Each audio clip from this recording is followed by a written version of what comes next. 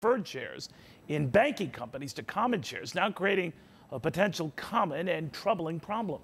Treasury Secretary Tim Geithner acknowledging the critics, but defending the plans today.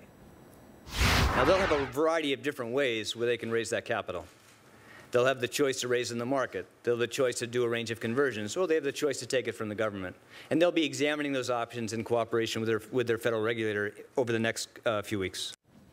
All right, so we not only own the banks, we essentially run them. Is that really capitalism? Well, Hans Bader of the Competitive Enterprise Institute says this is a socialist move. That bad, Hans? Yes, it's a backdoor nationalization of some of America's biggest banks, and it may cost taxpayers dearly. So what if none of them go bankrupt, Hans? I know wishful thinking, and I know what you're saying, that if you're a common shareholder, you do go to the back of the line in that event. But let's say common shareholders in most enterprises can compel the management to make substantial changes, meaningful changes. There is a flip side to this. You don't see that, or you don't see that likely?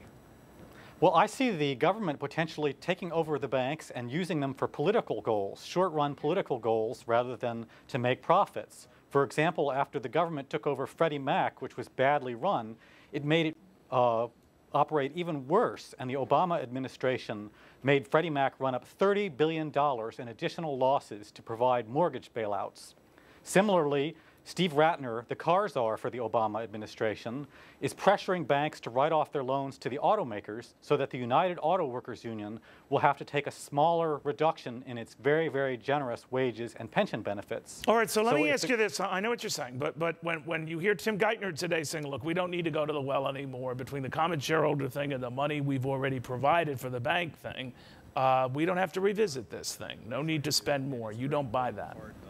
No, I think it'll cost taxpayers, both because common shares are riskier and also because when the government takes over some of America's biggest banks, it'll run them for short-run political goals, the way it's already forcing banks to be nicer, to benefit the unions, to benefit Goldman Sachs, and to benefit defaulting mortgage borrowers. Okay, Hans, thank you very much. Thank you. All righty. All right, a no-risk real estate proposition. Illinois-based Bigelow Homes saying that their houses are recession-proof. Sound too good to be true. Jeff Locke in Aurora, Illinois.